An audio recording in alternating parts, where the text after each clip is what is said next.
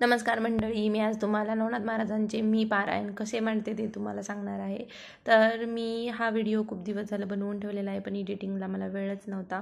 तर आज मी हे तुम्हाला सांगणार आहे.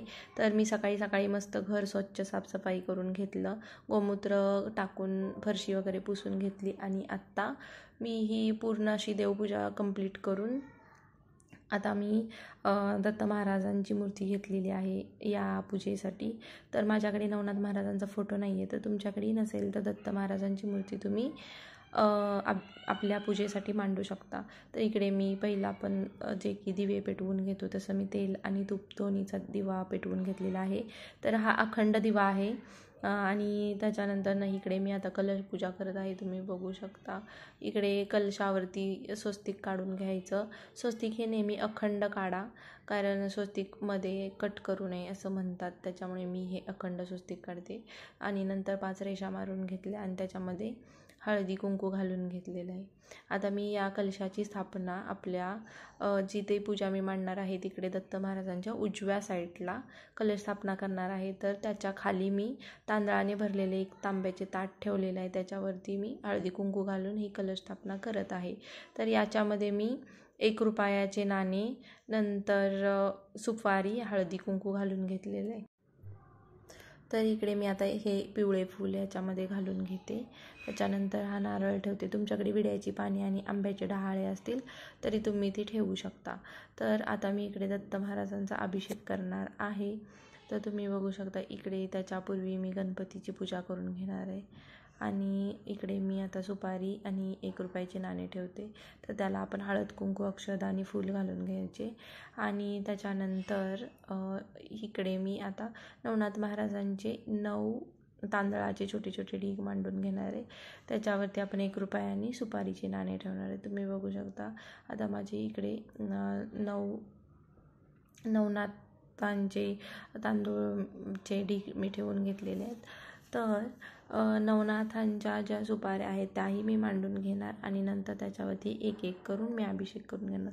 पहिली पूजेची मांडणी करून घेतली म्हणजे पूजेला वेळ लागत नाही आणि तसेही आपली पटापट पूजा उरकते, कारण नंतर मंत्र वगैरे पण करायचे असतात, त्याच्यामुळे मग मध्येच डिस्टर्ब होऊन जातं. त्याच्यामुळे आधीच ही सगळी पूजा मांडणी तुम्ही करून घ्या आणि नंतरनं एक एक सुपारी खाली घेऊन नंतर तिच्यावरती अभिषेक करून त्याची मांडणी आपण करून घेणार आहे.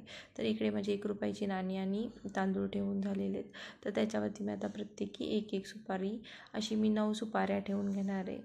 तुम्ही बघू शकता. तर नवनाथांच्या पारायणाचे खूप सारे अनुभव येतात लोकांना आणि असं म्हणतात की नवनाथांच्या पारायणांमध्ये नाथ स्वतः तुमच्या घरी येतात आणि तुम्ही जे पारायण मांडलेले आहे ते बघतात.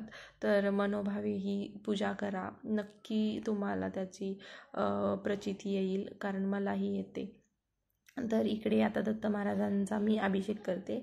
दिगंबरा दिगंबरा श्रीपाद वल्लभ दिगंबरा या मंत्राने मी 108 वेळा दुधाचे 108 चम्मच घालून मी अभिषेक करून घेतलेला. नंतर ही मूर्ती स्वच्छ धुवून पुसून मी वरती ठेवणार आहे. तर मी इकडे चौरंगावरती छोटा पाट ठेवून घेतलेला आहे. तर त्याच्यावरती मी आता या मूर्तीची स्थापना करणार आहे.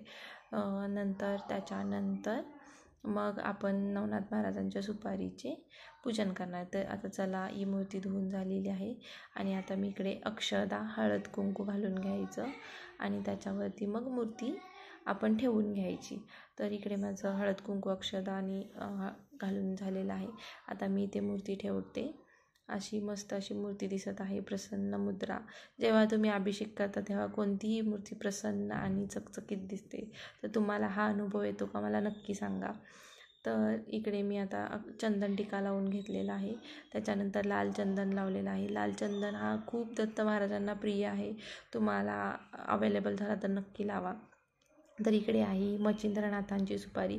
असे मी पूर्ण नवनाथांची सुपारी इकडे मी हे केलेले आहे, अभिषेक केलेले आहेत. तर तुम्हालाही नवनाथांची नावं वगैरे मी व्हिडिओच्या शेवटी सगळी व्हिडिओ देईन.